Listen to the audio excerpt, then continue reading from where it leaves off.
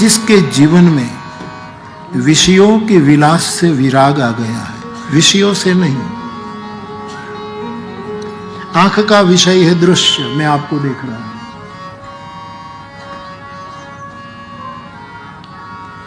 कान का विषय है शब्द, नाक का विषय है गंध, हाथ का विषय है स्पर्श, जीभ का विषय एक रस है, रस, इसलिए उसको हम रसना कहते हैं। यहां तुलसीदास जी बड़ा क्रांतिकारी सूत्र रखते हैं, विषयों से विराग नहीं, लेकिन विषय के विलास, विषयों के अतिरेक से विराग है। हम आंख से सबको देखें, लेकिन इतना ना देखें, इतना विलास से न देखें। बोलना तो पड़ेगा व्यवहार में, लोक संपर्क के लिए बोलना पड़ेगा, लेकिन अति न बोले। सुनना पड़ेगा सबकी, भला भली बुरी सब सुनना पड़ेगा, लेकिन भला भी अति न सुने, बुरा भी अति न सुने। फायदा क्या है? विलास नहीं होना चाहिए, रस तो लेना चाहिए, क्योंकि हमारा ईश्वर रसो वैसा है, रसो वैसा। बाबा उड़िया बाबा सिद्ध महापुरुष वृंदावन, वो विष्णु पद मुझे लगता है कि पा गए शायद, उसके बाद भी वो कांसा लेकर कीर्तन करते हैं, क्योंकि वो रस में डूब जाते थे। रसो वैसा।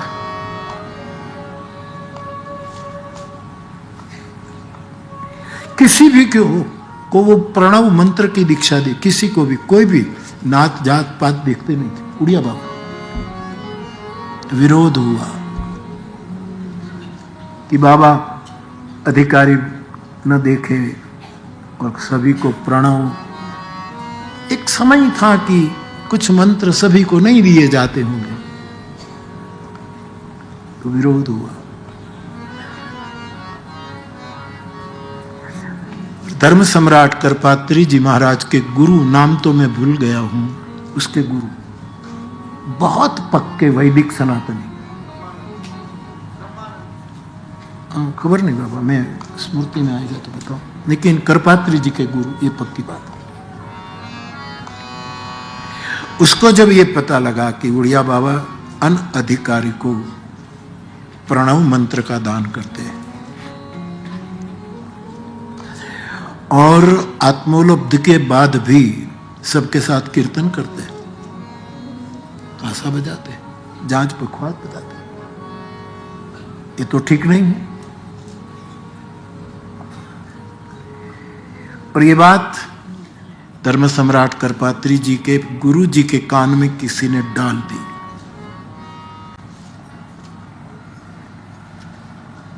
कभी कभी बड़े महापुरुष कहते हैं कि हमारी बातें विवेक से सुनो, लेकिन खुद कभी कभी छोटी छोटी बातों में भ्रमित हो जाते हैं। भ्रमित हुई करपात्री जी के गुरु, उसने उड़िया बाबा को काशी बुलाए। एक दूसरे गांव में तो नरवरिया कोई गांव है, वहां बुलाए, वहां रहते थे आप। मैं तो आपको उस मुद्दे पर ले जा रहा। बुलाए, शिष्यों के साथ गए और इस महापुरुष के जीवन को मैं देख रहा था, अवलोकन कर रहा था, तो पाया कि वो बहुत बोले उड़िया बाबा को, आप धर्म, सनातन धर्म को भ्रष्ट कर रहे, आप वैदिक मर्यादा से च्युत हो गए, अधिकारी को आप प्रणव मंत्र देते। जरा सोचो। और सुना है आपके बारे में कि विष्णुपद प्राप्ति आपको हो चुकी है, और फिर ये क्या नाचना गाना कीर्तन करना, ये सब क्या है? ये क्या है? और रूबरू बहुत अपमानित शब्दों में वो बोले। वो अपमानित शब्द भी लिखे गए, बहुत बोले। उड़िया बाबा चुप रहा। और जब हद से बाहर बात गई तब उनके साथ जो शिष्य आए थे वो रह नहीं पाए कि अब हद से बाहर बात ना रहे, अब हम नहीं छोड़े। उड़िया बाबा ने कहा, कान के विषय है शब्द, उसके विलास से बचे। ये तो कुछ भी बोले, कम सुनो, सब सुनने की जरूरत नहीं। कान तो मुझे भी है, तुमसे ज्यादा अच्छे हैं, क्योंकि मैंने मेरे कान हरि कथा को पेटेंट करवा दिया है। तो मैं इस विषय से विलास में मत जब सब क्यों, इसलिए कबीर बार बार याद आते। ला बुरा सभी सबका सुन लीजिए, भली बनी बात सबूरी में, मन लागो मेरो यार फकीरी में। जो सुख पाओ राम भजन में, सो सुख नाही अमीरी में। मैं आपसे ये निवेदन कर रहा हूं कि यहां मानस कार्य क्रांतिकारी सूत्र देते हैं कि विषयों से विलास से बचे। फिर तो ऐसा हुआ कि बोलते बोलते वो प्रभु शांत हो, चुप हो गए और उड़िया बाबा शिष्यों के साथ प्रणाम करके आशीर्वाद देना भगवान, ऐसा करके वृंदावन आ गए। कुछ समय के बाद वो महापुरुष का निर्वाण हो गया। साधु अवज्ञा तुरत भवानी। थोड़ी साधु की अवज्ञा तो हुई,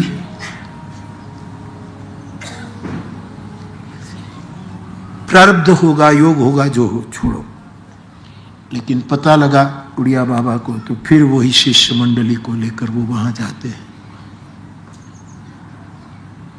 उसमें हाजिरी देते हैं, पुष्प चढ़ाते हैं और फिर अपने झोले से झांझ निकाल करके धूमधाम से कीर्तन किया वहां, धूमधाम।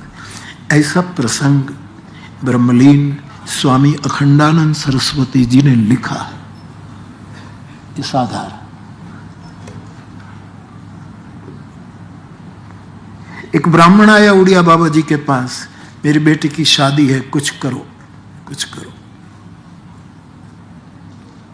उड़िया बाबा के दो सिद्धांत है, मैंने तो ये 2 दिन पहले पढ़ा, लेकिन मुझे तो ये सिद्धांत, ये साधु स्वभाव गुरु कृपा से प्राप्त था। उड़िया बाबा की 2 बात है। पर स्वामी जी कहते हैं कि उड़िया बाबा ने मुझे 2 ही बात ये भी सिखाई कि कभी किसी से कोई अपेक्षा मत रखना, कभी भी। अपेक्षा पूर्ति पर अभिमान आ जाएगा, अपूर्ति पर डिप्रेशन आ जाएगा। बहुत कठिन है, लेकिन बातें फायदेमंद है। बड़ी प्यारी बात है। और खबर नहीं, सभी सयाने एक मत, सभी महापुरुषों का मत एक होता है। गत कथा में मैंने कहा कि इसके साथ में से मैं बोल तो देता हूं सभी सयाने एक मत, लेकिन पूरा सहमत नहीं हूं, क्योंकि कोई भी महात्मा हो, इनके मत एक नहीं होता। किसी का द्वैत, किसी का अद्वैत, किसी का फला, किसी का फला, किसी का फला। मैंने एक सूत्र गढ़ा है, एक जिम्मेवारी के साथ विधान कच्छ में किया, सभी सयाने एक सत्य, नॉट मत। सबका सत्य एक होता है। मत तो कितना मतिर्भिन्ना शास्त्रों में आता है, सबके मतिर्भिन्न। हर एक शास्त्र उठाओ, विष्णु पुराण लो तो विष्णु की महिता, बाकी महत्ता सब गौण कर दिए। शिव पुराण लो तो शिव की में, सबके मत एक नहीं, सत्य एक होता है। वो किसी ढंग से कहे, कोई एवरेस्ट यहां से चढ़े, कोई इधर से चढ़े, कोई इधर। सत्य एक है, शिखर एक है। सभी सयाने एक सत्य है, क्योंकि सत्य एक है, मार्ग बहुत है। इसलिए तो भगवती श्रुति कहती है एकम सद विप्रा बहुधा वदंती, एक ही सद। श्रुति दूर नगरी है, गुरु नानक बहुत करीब है। आप कहते हैं एक ओमकार सतनाम, एक ओमकार सतनाम। एक मत एक कभी नहीं हो सकता, पति पत्नी के मत एक नहीं हो सकते, बाप बेटे के मत एक नहीं, अरे गुरु शिष्य के भी मत एक नहीं हो सकते हैं, संभव है। लेकिन मेरे श्रोता याद रखे, आप तक बात पहुंचे तो। मैंने बहुत बार कथा में कहा है कि मुझे कथा गाते गाते स्वर्ग तक नहीं पहुंचना है, वैकुंठ तक नहीं पहुंचना है, मोक्ष तक भी नहीं पहुंचना है, मुझे मेरे श्रोताओं की मानसिकता तक पहुंचना है। मेरी बात आप तक पहुंचे, मैं आप तक, इससे अलावा कोई अपेक्षा नहीं। और गनी दही वाला तुरंत याद आते हैं। न धरा सुधी न गगन सुधी, न हमें धरती तक जाना है न आकाश तक जाना है, न उन्नति न पतन सुधी, बस आपने तो जऊ हतुम फकत एक मेक ना मन सुधी। कथा क्या है? वक्ता और श्रोता का मानसिक ऐक्य सद जाए। इसलिए कथा की बहुत बड़ी महिमा है। श्रीमद् भागवत जी में उद्धव ने पूछा भगवान कृष्ण को कि प्रभु भक्ति प्राप्त करनी हो तो मुझे कुछ मार्ग बता दीजिए, मैं इन छोटे छोटे सूत्र को लेकर बद्रिकाश्रम चला जाऊं। अब देखो, जिसको साक्षात कृष्ण प्राप्त है वो भी कृष्ण भक्ति चाहता है। अब भक्ति की क्या जरूरत है? जो कृष्ण मिल गया और कृष्ण के जैसा दैत्य सखा, उद्धव को कोई पीछे से देखे तो कृष्ण ही दिखता है, वही पीतांबर, वही बालों की स्टाइल, वही सब। पीछे से देखे तो दूसरा गोविंद दिखता था। जीते जी सारूप्य आ गया था।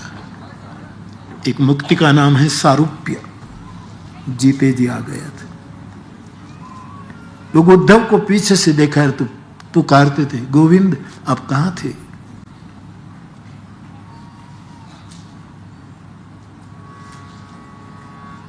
साक्षात परात्पर ब्रह्म, पूर्णावतार, लीला पुरुष, प्रेम पुरुष,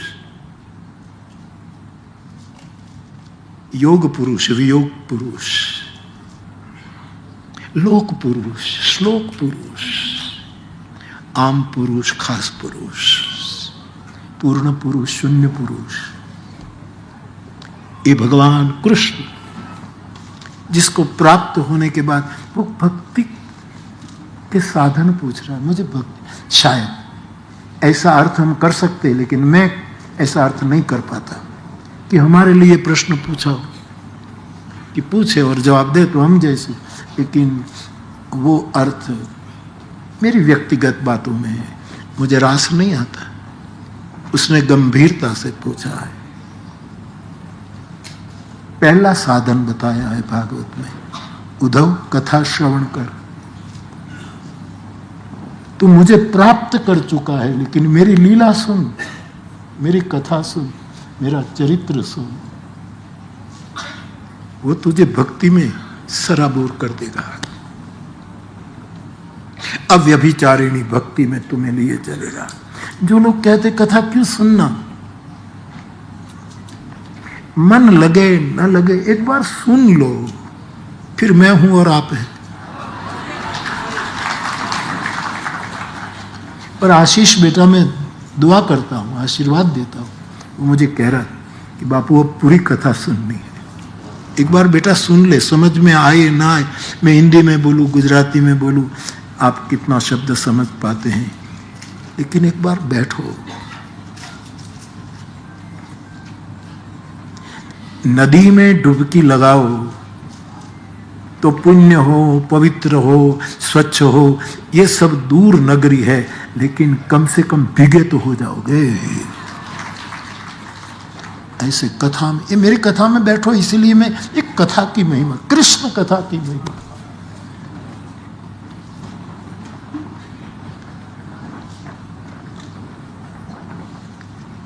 ये भागवत में है, मैं वो ले आया हूं, मैं फिर आपको बता दूंगा। किसी ने कल पूछा था, इसीलिए ले आया। भक्ति प्राप्त कैसे हो? मानस में भी भक्ति के साधन कहो बखानी, सुगम पंथ मोहि पावहि प्राणी।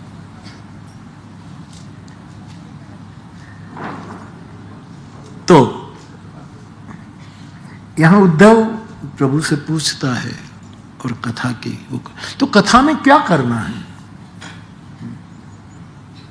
वक्ता श्रोता की सहना ववतु हो जाए, सहनव भुनक्तु हो जाए, सहवीर्यम करवा वह हो जाए, और वक्ता श्रोता के बीच द्वेष पैदा न हो जाए।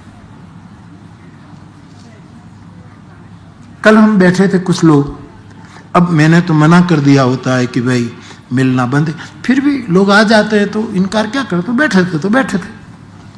इसमें कई लोगों को होता है कि खास को बुलाते हैं, सबको नहीं बुलाते, ऐसी कोई बात नहीं है। बैठता हूं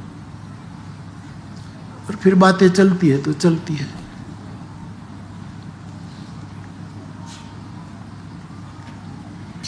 मैं आपसे ये निवेदन कर रहा हूं कि एक दूसरे के मन तक पहुंचना है।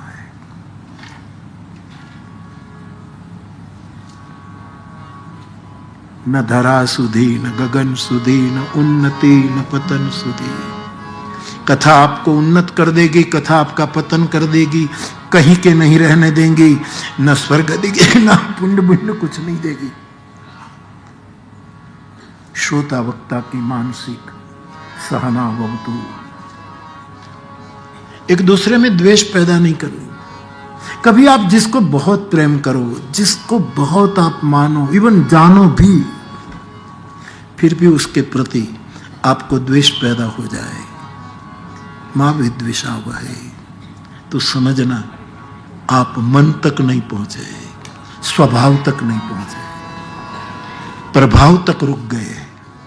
आहा क्या बोलता है, क्या है, अरे गजब है, गजब है, गजब।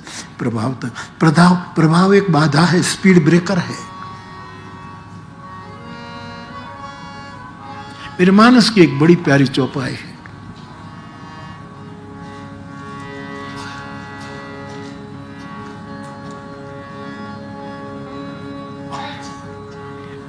उमा राम स्वभाव जेहि जाना, ताही भजन तजी भावना। એને ભજન સિવાય બીજું કંઈ ગમે જ નહીં સર। આ આમ फलाने ये किया, फलाने ये किया, ये कोई वस्तु उसके मन में आती नहीं। जिसने राम का स्वभाव जाना, सहनावतु सहनव भुनक्तु सहवीर्यम। हम साथ साथ श्रोता वक्ता साथ साथ पुरुषार्थ करें। पुरुषार्थ माने जगत को बदलने का नहीं, अपने जीव को बदलने का प्रयास करें। जगत को कौन बदलेगा?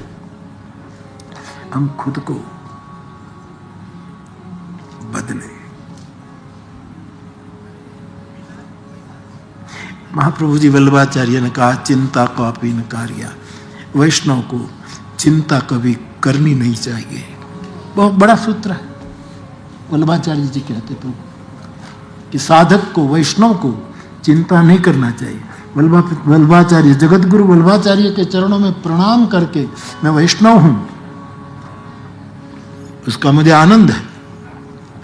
मैं एक बात और करूं कि वैष्णव को चिंता करनी नहीं है और दूसरों को चिंता करानी भी नहीं चाहिए। मुझे ये विधान करने दो। ये विधान, हमारा कोई वर्तन, हमारा कोई निर्णय, हमारी कोई सोच दूसरे की चिंता को में बढ़ोतरी करे, ये भी वैष्णवता नहीं है, ये वैष्णवी मानसिकता नहीं। कभी कभी हम क्या करते हैं कि दूसरों को चिंता में डाल देते हैं। आप कथा में आओ तो चिंता भी ना करो, दूसरों को चिंता में डालो भी ना, और एक दूसरे से द्वेष तो करो ही ना। ऐसी वर्षनो एक आदमी बोले,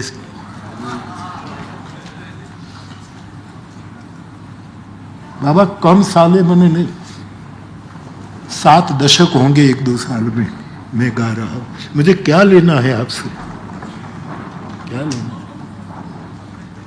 केवल इतना मैं तुम्हारे मन तक पहुंचू, मन तक पहुंचू। श्रोता, आप तो तमे राज रानी ना चीर सम, हूं तो साधु छू, हमें राख नारी नी चुंदड़ी। श्रोता का बड़ा दर्जा है, श्रोता बड़ा महिमावंत है। श्रोता ना हो तो वक्ता कहां बोलेगा। मैं तो गनी साहब की इस गजल को इस रूप में लेता हूं।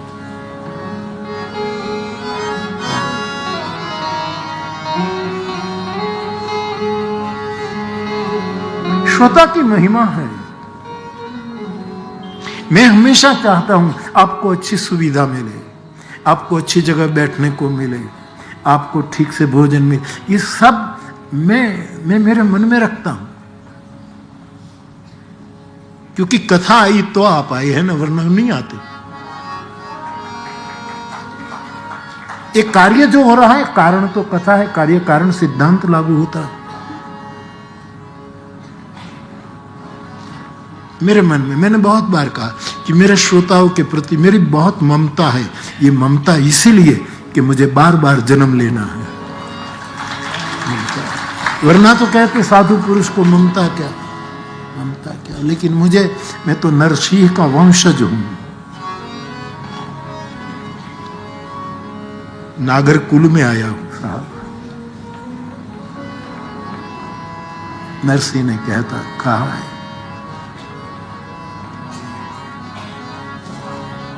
हरि ना जन तो मुक्ति न मांगे, मांगे जन्म जन्म अवतार क्यों, जन्म जन्म अवतार क्यों, फिर कमाना, फिर ये करना, फिर ये करना, घूमना फिरना, ये तो है, लेकिन बार बार क्यों जन्म। हरि ना जन तो मुक्ति न मांगे, मांगे जन्म जन्म अवतार। क्यों अवतार मांगे? नित्य सेवा, ठाकुर जी की नित्य सेवा। रसेश, तुम्हारे घर में जो ठाकुर जी हैं, उद्धव को भगवान कृष्ण ने कहा तुम्हारे घर के ठाकुर जी की आप नित्य भाव से सेवा करो, वो भी भक्ति प्राप्त करने का एक उपाय है। वैष्णवों, वहां भागवत में वहां तक लिखा है कि तुम्हारे घर में जो परमात्मा की सेवा है, कुछ है, उसी समय उस इतने फर्श को साफ करना, वहां सामग्री ला देना, समय सर अगल बगल के की सेवा करना, वो भी भक्ति प्राप्त करने का एक उपाय बताया है।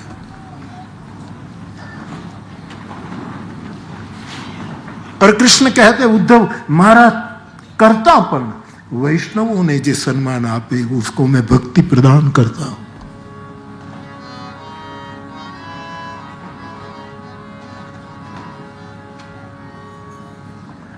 तो हरि ना जन तो मुक्ति न मांगे, मांगे जन्म जन्म अवतार। मैं इसे निवेदन करके आपकी कोई संवेदना प्राप्त करना नहीं चाहता। मैंने तुमसे कुछ नहीं चाहा, न चाहूंगा।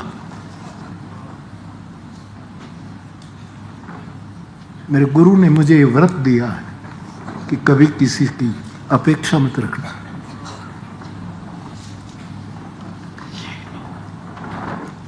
तो मेरी ममता है कि आप राजरानी के चीर है, आप कीमती हैं, आप बहुमूल्य है मेरी दृष्टि में।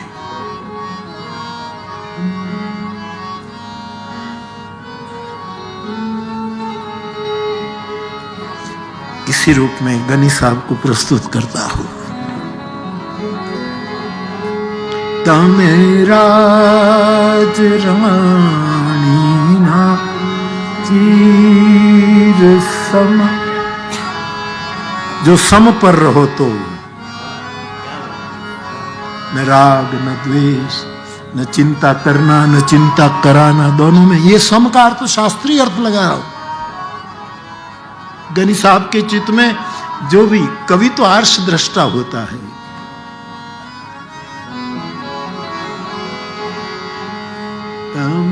राज रानी चीर सम, अमेराक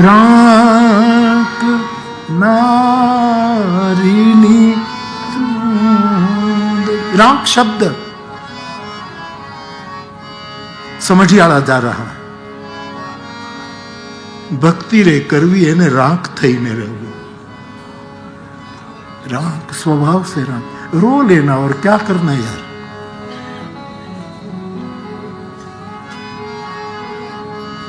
अब न कुछ बोलेंगे। फराज ने कहा एकांत में रो लेंगे, लेकिन तुम साथ दो घड़ी में घड़ी। राज रानी के वस्त्र तो प्रसंग पर लोग पहनते हैं, प्रसंग के बाद फिर नहीं, उत्सव में पहनते। लेकिन गनी साहब कहते हैं, गनी साहब बहुत आए, बाजड़ा तलगा जड़ा बहुत। प्रसिद्ध भाई ये सब उस्ताद लोग बहुत आते थे। दिला उसकी सेवा करता, हाँ उसने ज्यादा सेवा की, क्योंकि हमारी छोटी सी गौशाला जब हम महुआ में थे तो जहाँ मकान है वहाँ गौशाला, उस गायों की सेवा करता था। इस साहित्यकार को आया है, वहाँ कोई सुविधा नहीं थी, बस उसको सावित्री माँ रोटी बना दे, उसको हम खिला देते थे, चाय पिला, और उसी में ये था, रहता था। कद छोटा लेकिन पद बहुत मूढ़ा था उसका। गनी साहब अच्छी सिलाई करता था, टेलर था ना, अच्छी पद की चादर जो बुनता था कबीर साहब की तरह। तभी तो चुंदरी आई होगी। ये चुनरी कौन है? कबीर वाली चुनरी है। तमे तन पे रहो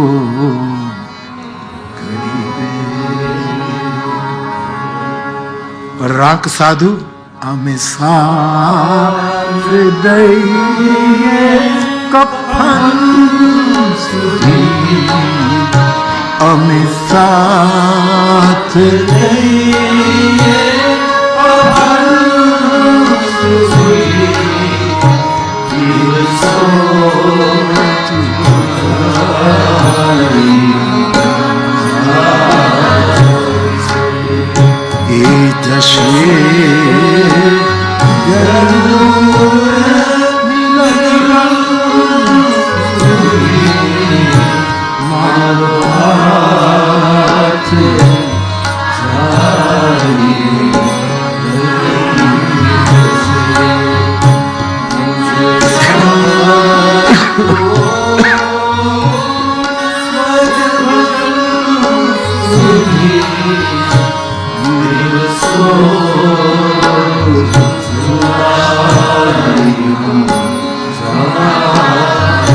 अर्षद भाई, नैरोबी में हम सब साथ में कथा थी, और किशन बिहारी नूर साहब और कुमार बाराबंकवी और तीसरे एक शायर ये वहाँ थे, तो हम रोज शाम को मिलते थे।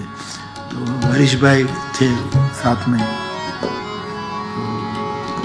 तो हमने एक कविता के शब्द उसको कहा कि ये हमारा एक गुजराती शायर है, उनके शब्द, और फिर उसको हिंदी में हम समझाते थे। तो उसने कहा गुजराती में ऐसा लिखा गया?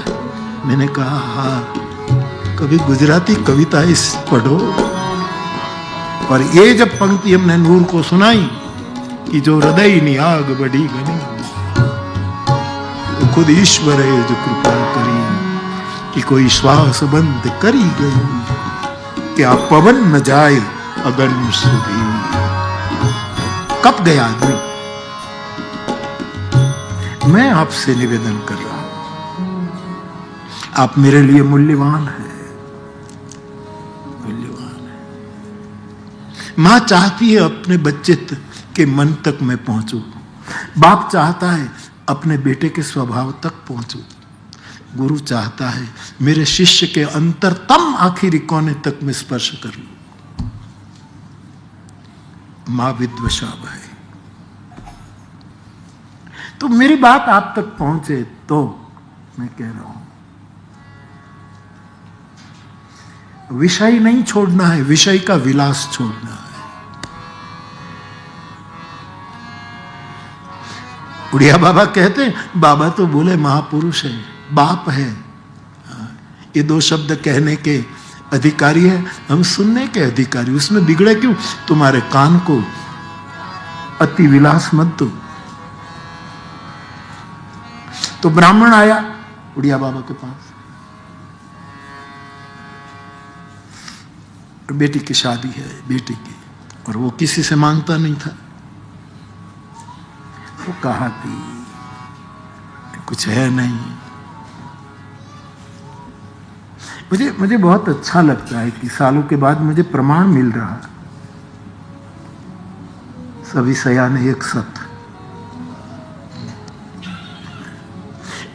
उसकी पंक्ति में मैं नहीं बैठ सकता, लेकिन उसके जूते के पास तो बैठ सकता हूं, उसकी पादुका के पास तो बैठ सकता हूं। मेरे पास तो उड़िया बाबा क्या कहते थे, भाई देखो कोई आएगा और सामने से मुझे कहेगा कि मुझे कुछ सत्कर्म करना है तो मैं तुम्हारा नाम दूंगा, बाकी मैं किसी से मांगूंगा नहीं। मेरे पास भी कई लोग आते हैं, बापू ये करना है, बापू मैं ये कहता हूँ, मैं किसी से अपेक्षा नहीं रखता। हाँ, कोई कहे कि मुझे इतना सत्कर्म करवा तो मैं उंगली निर्देश कर दूंगा कि आप कर दो। अब हुआ क्या, बुभुक्षितः किम न करोति पापम, जब आदमी को दुख और पीड़ा होती तो आदमी चुक पर चुक करने लगता है, भूल करने। ब्राह्मण देवता को मन्यु एक प्रकोप आ गया और अखंडानंद सरस्वती जी भगवान कहते, उसने एक छरा का प्रहार किया, छुरा उड़िया बाबा पर फेंक दिया, यहां से लग करके निकल गया, यहाँ थोड़ा सब शिष्य दौड़े, पकड़ो पकड़ो पकड़ो पकड़ो। तो कहा, एक शिष्य आए, हल्दी लगा दी, थोड़ा कुछ जो प्राथमिक एड जो थी वो कर दी, और फिर बुढ़िया बाबा पूछते हैं कि पकड़ लिया? अच्छा किया। अब ये तो जरा विपरीत लगता है। तो कहा पकड़ लिया, क्या कहां है? तो कहा उसको मेरी कुटिया में भेजो। कुटिया में गए, कुटिया में गए कि तू बड़ा कृपालु है, ब्राह्मण को तू बड़ा दयालु है यार, ये छुरा मेरे सीने में डालता तो मैं मर जाता, अजी कृष्ण कीर्तन करने के लिए तूने मुझे जीवित रखा है, मैं तेरे कर्जे से कभी मुक्त नहीं होऊंगा। ये जो बात है,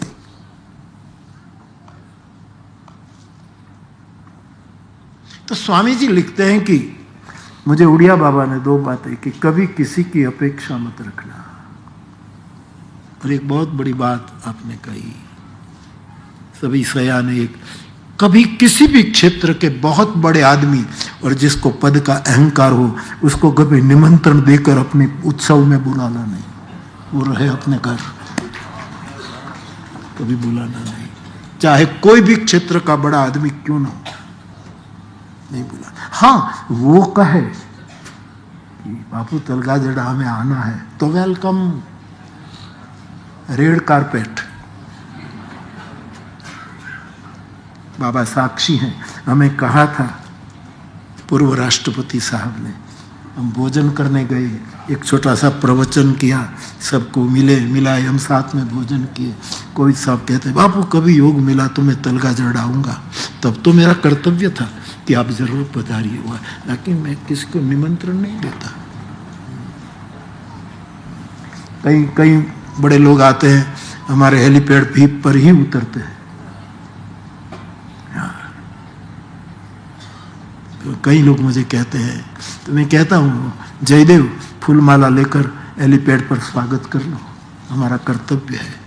तो बोले यहाँ आने का, मैंने कहा नहीं नहीं नहीं नहीं आमंत्रण, वो आए तो दिल बिछा देंगे, ना कि हम किसी को बुलाएंगे नहीं। ये अहंकार नहीं है, साधु स्वभाव है।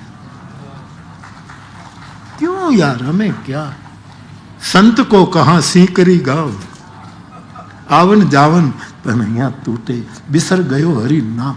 इसमें किसी की उपेक्षा नहीं है।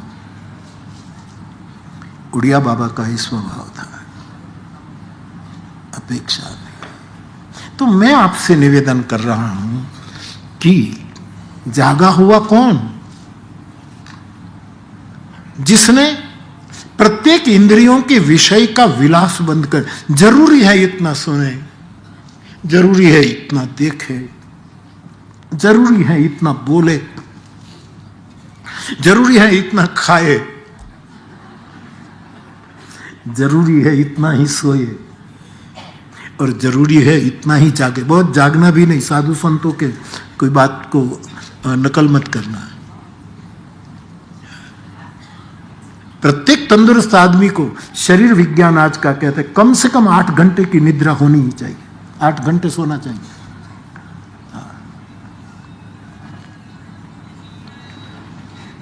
भजनानंदियों की बात और है, ये लोग तो, हम तो संसारी है, हम सब तो सोना चाहिए, दोनों वस्तु चाहिए, सोना भी चाहिए और सोना भी चाहिए।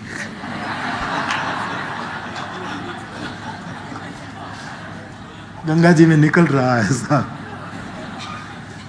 सोना भी चाहिए। रावण ने लंका सोने की मांगी, ब्रह्मा से कहा कि मांग बेटा, तो बोले लंका सोना मांगा। और कुंभकर्ण को कहा तो बोले मेरे भाई ने मांगा वही मैं मांग रहा हूं, उसने सोना मांगा मैं सोना मांगता हूं। 6 महीने तक सोता रहा आदमी, सोता रहा। विभीषण ने कहा मैं भी सोना मांगता हूं, मैं भी सोना मांगता हूं। तो ब्रह्मा जी ने कहा तू तो सात्विक आदमी है, विभीषण और तमोगुणी है ये आदमी, कुंभकर्ण तेरा भाई रजोगुणी है।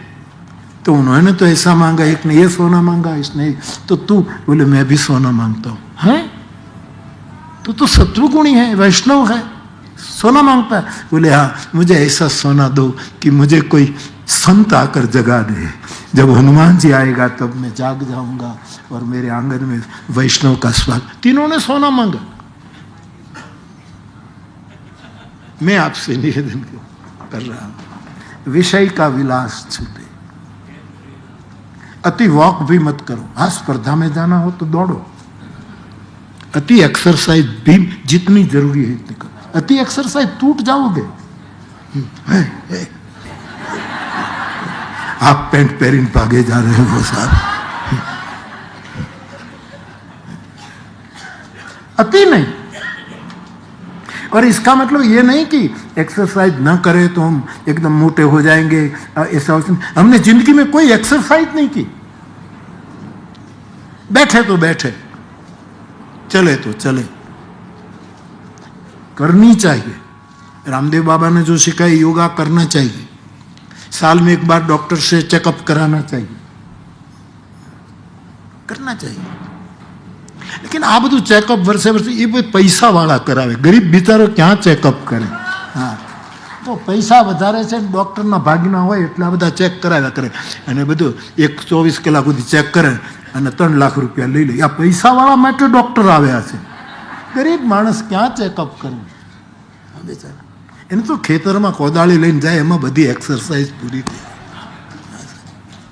અમારે અહીંથી ગાઈએ, ઉપરનો સુર લઈએ, નીચેનો લઈએ, આમાં બધી અમારી એક્સરસાઇઝ પણ કરવી चाहिए, અતિ નહીં, અતિ વર્જ્ય। અતિ ભલો ન બોલનો, અતિ ભલી ન ચૂપ, અતિ ભલો ન બરસનો, અતિ ભલી ન ધૂપ। आत्यंतिक कोई चीज नहीं होनी चाहिए, आखिर तक नहीं। उसको मानस विलास विराग कहता है। कई लोग बहुत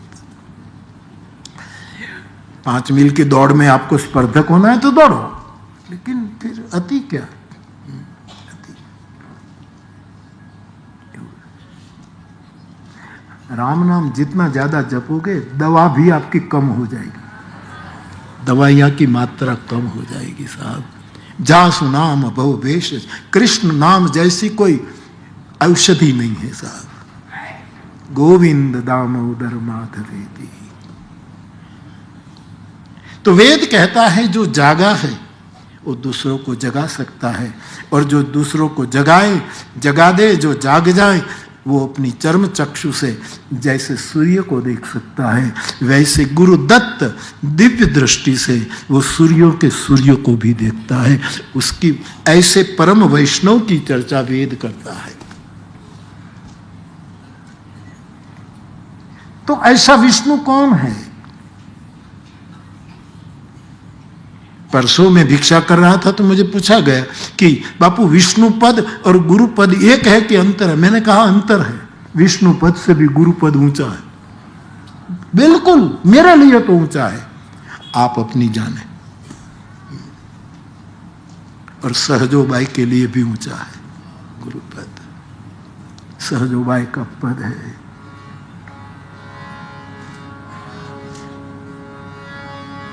मैं राम को भूल सकती हूं, मेरे गुरु को नहीं भूल सकती। विष्णु पद से गुरु पद हो जाए।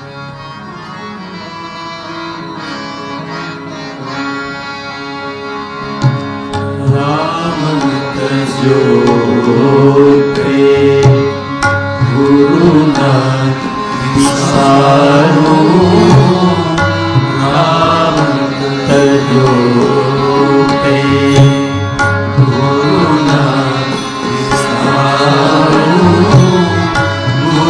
के सम हरि को न निहारो, गुरु के सम हरि को न निहारो, राम तजोते गुरु न विसारो।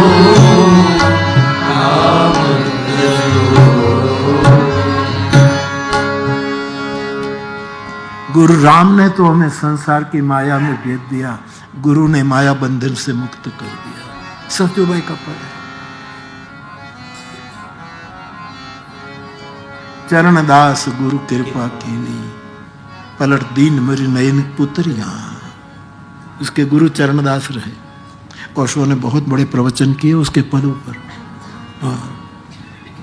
सहजो वाणी पर आपने बहुत लिखा।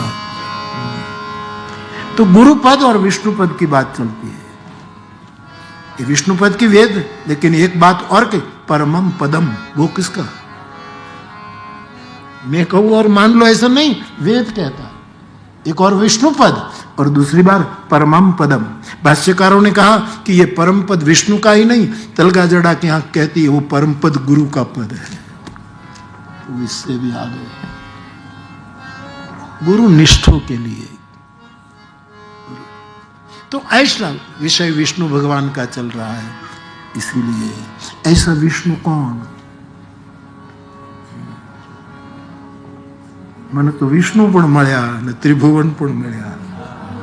મારે તો બે હાથમાં લાડવા છે, દો હાથ મુદ મોદક મેરે, મને મોદક મેરે. હું પાંચને દાદા માનું, પાંચને દાદા. આપણે પાંચ દાદા, એ પાંચેય દાદાગીરી વગરના. પાંચ દાદા કો માનું, એક વિષ્ણુ દાદા. એટલે બીજાને ન માનવું એવી વાત નથી, પણ એક સવાલ. વિષ્ણુ દાદા, अनंत श्री विभूषी, विद्यावाचस्पति, षष्ठम पीठाधीश्वर, ऋषिकेश कैलाश आश्रम, ब्रह्म विद्या में निपुण. क्या कहूं, उस पर एक पूरी किताब इंग्लिश में अकृता ने तैयार की है, बृहत. मैंने कहा कि कैलाश आश्रम न कर पाया तो तुमने करके दिखाया, वरना ये बात दबी रह जाती. विष्णु दादा कहाँ कहाँ खोज करके बड़ी अच्छी किताब लिख दी, प्रसन्नता व्यक्त करता. तो एक विष्णु दादा, एक त्रिभुवन दादा, एक गौर दादा. यस, ब्राह्मण देवता को मैं बहुत मानू, सब बहुत. हाँ, ब्राह्मण के प्रति कुछ भी हो, वर्ण के कारण नहीं, लेकिन ये विप्र है। पृथ्वी के देवता प्रणाम त्रिवेदी साहब, नमो ब्रह्मण्य देवाय ब्राह्मण, मैंने बहु आदर। हाँ, नहीं तो राम प्यालू कर। मेरे तुलसी ने सबसे पहले जब वंदना का क्रम आगे बढ़ाया तो ब्राह्मणों की वंदना पहले की, लेकिन ब्राह्मण को भी ब्राह्मण के धर्म निभाने पड़ेंगे।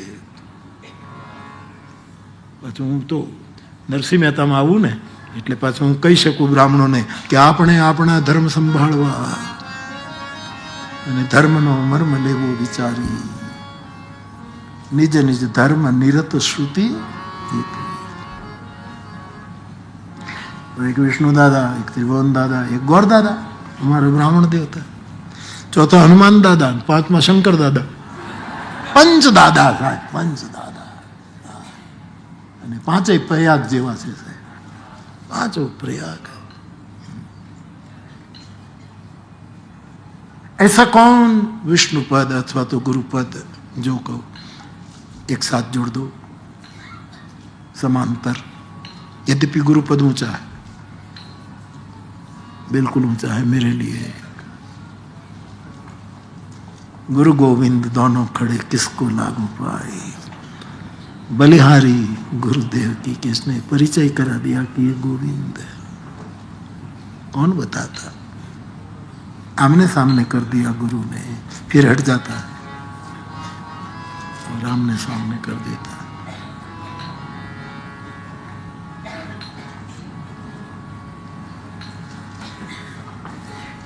तो बाप, तो तुलसीदास जी विष्णु की एक विलक परिभाषा करते हैं।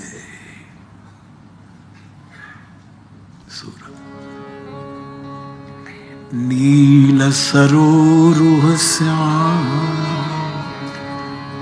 अतरुण अरुण बारिज नयन करऊ सोमम उरधाम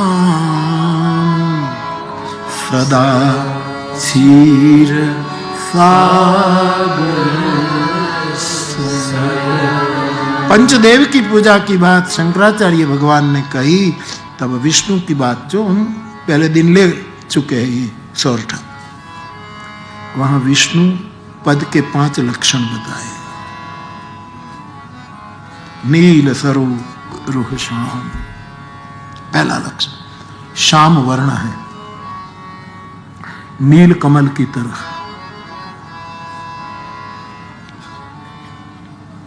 दूसरा लक्षण, ये पंच धर्मा है विष्णु, मानुष के पंच धर्मा विष्णु। नील सरोरुह श्याम, तरुण, ताजा है, फ्रेश है, प्रतिदिन और फ्रेश और फ्रेश और फ्रेश। तरुण, जुआन, दिने दिने नवम नवम, ये दूसरा विष्णु का धर्म है। तरुण अरुण, अरुण मानी कमल, और कमल लाल रंग का, गुलाबी रंग का होता है बहुधा। कि आज तो कुछ भी कुछ कर कैसे भी रंग के फूल बना देते हैं लोग, कैसे भी रंग का कर। अभी हमारे एक किसान ने किया कि एक ही आम में 7 जाति के आम निकलते हैं। एक ही आम के पेड़ में केसर भी निकले, हापुस भी निकले, लंगड़ो भी निकले, केसर भी निकले, हापुस અને કેટલા મને ભૂલાઈ ગયું હમણાં। કેરી ખાઈએ છીએ ને એટલે રોજ જમાદાર, પાયરી, લંગડો, કેસર, રાજાપુરી। બોલો ને આપણે ખાવું ક્યાં છે, ખાવાનું કોણ ખવડાવવાનું છે, બોલવાનું શું છે। ખાય છે તો અમે મોહન બાબા, સતુવા બાબા અને આ બાવો, આ બે બાબાનું બે બાવા। खाते हैं पीते हैं और मौज करते हैं, ऐसा कर।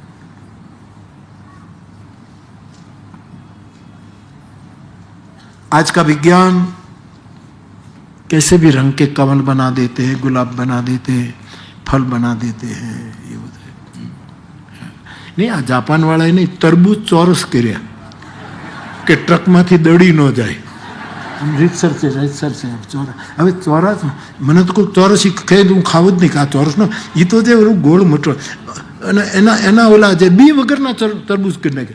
બી હોય તો જ મજા આવે. બીજ તો હોવું જોઈએ ને સર. बीज मंत्र सूत्र का बीज, बीज होना. बीज धर्म गलत अर्थ हो गया फिर कालांतर में, लेकिन बीज धर्म. तुलसी कहते ही जथा भूमि सब बीजमय. बीज मंत्र जपिए. विनय पत्रिका कबीर साहब ने बीजक लिख दिया. पूरा बीजक, पूरा बीजक.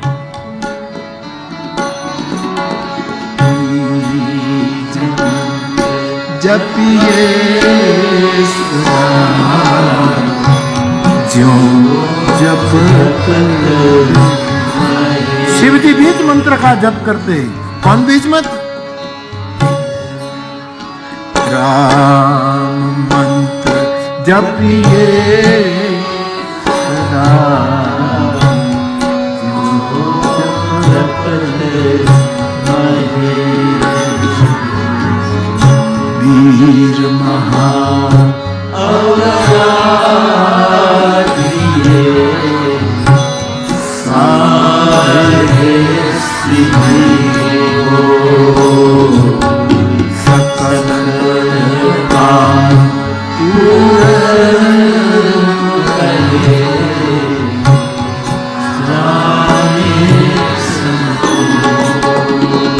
कैसा है राम?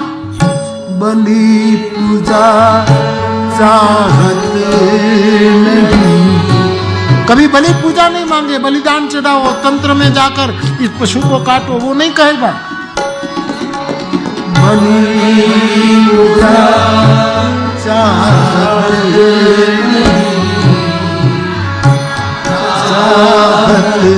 एक प्रीत सुमिरन ते माने पावन सब.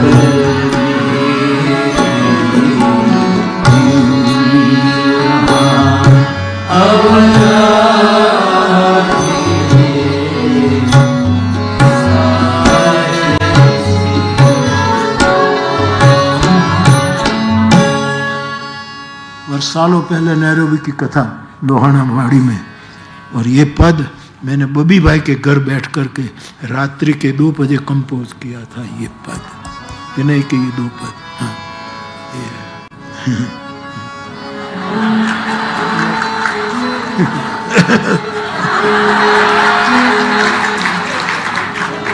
आनंद करना है यार. हम क्या करें, इधर उधर जोड़ दिए और दूसरे दिन मैंने पेश किया था.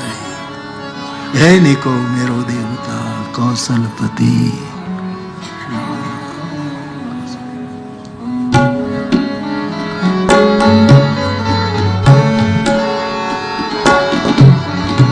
बलि पूजा चाहत नहीं, चाहत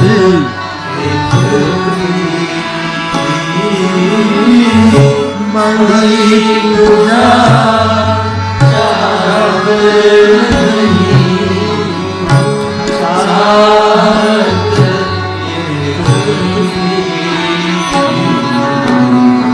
विराजत मान में भलो पावन सब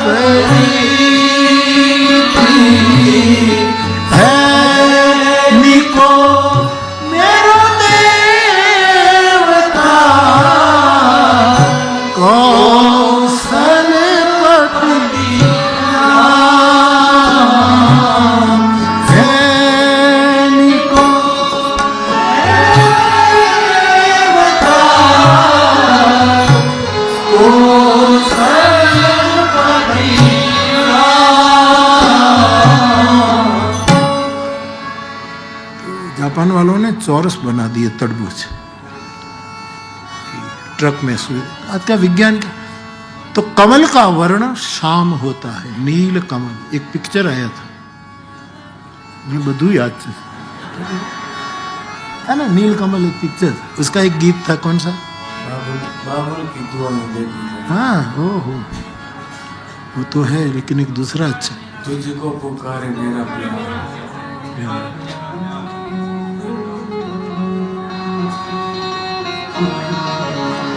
ગાઓ ફિલ્મનું ગીત ગાઓ. કે તમે ફિલ્મના ગીત સાંભળવા આવ્યા છો કે કથા સાંભળવા આવ્યા છો?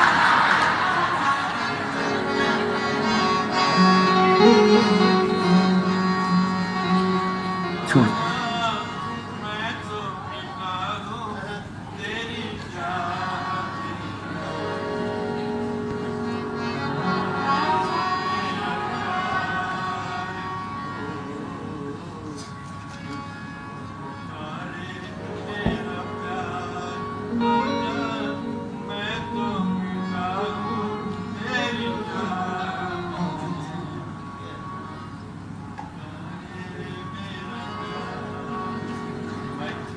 हाँ?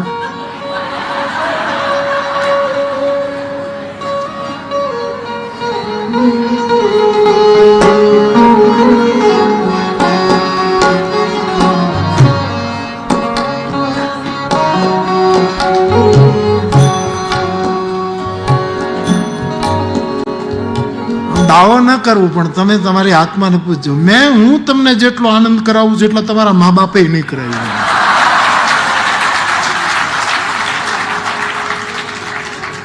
इतने मौज कर रहे हैं हम सब, क्योंकि आप खुश होते हैं तो मैं खुश हो जाता हूं.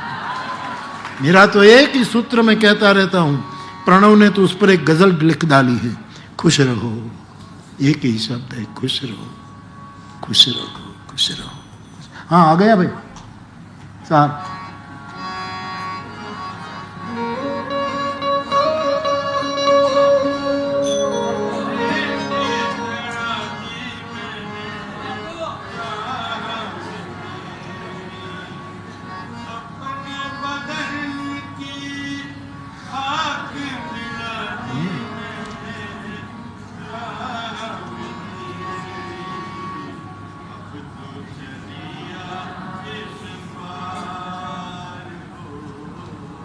मनोज तू उठा ले, माइक दो उसको. नहीं तो तारा थी नॉलेज मुझे प्रदीप ने आपी देजे सूरनी ऐसी तैसी. तुझको पुकारे मेरा प्यार, तुझको पुकारे मेरा प्यार. आजा मैं तो मिटा हूँ तेरी चाह में, तुझको पुकारे मेरा प्यार. दोनों जहां की भेंट चढ़ा दी मैंने राह में तेरी.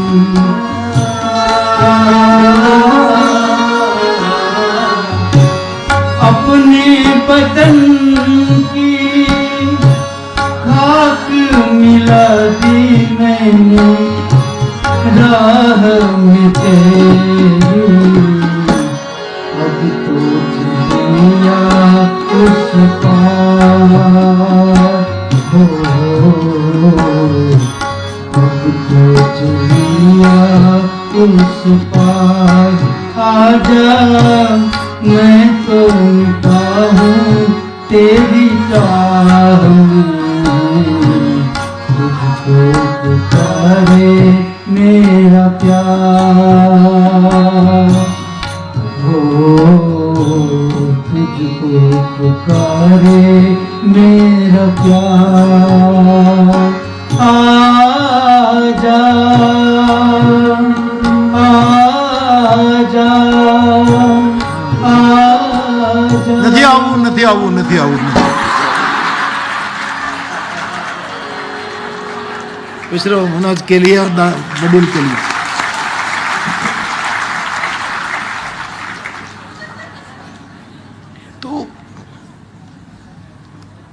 नील सरोरुह श्याम, विष्णु कैसे है? नील कमल की तरह। और कमल की खेती भी होती है। वैसे सहज भी हमारे, आप बुधेल से शॉर्टकट निकलो, भावनगर को ओवरटेक करके बुधेल से निकलो तो वहां बड़े बड़े तालाब है, वहां कमल अपने आप कमल खिलते। बाकी आजकल कमल की खेती भी हो रही है, और जो खेती करता है, किसानी करता है, उसका रंग गोरा नहीं रहता, धीरे धीरे शाम होने लगता है।